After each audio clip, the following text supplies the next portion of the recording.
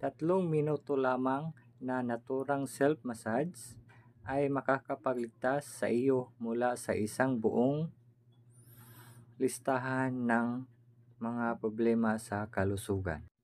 Ang thumb massage ay mabuti para sa baga kung madalas kang may namamagang lalamunan at iksi ng paghinga.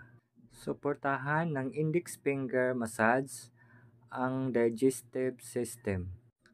Kung madalas kang nakakaramdam ng bloating at mayroon kang hindi regular na pagdumi. Ang middle finger massage ay nakakatulong upang makayanan ang hindi pagkatulog at labis na pagkabalisa. Ang ring finger massage ay nakakatulong na mapawi ang pananakit ng ulo at migraine.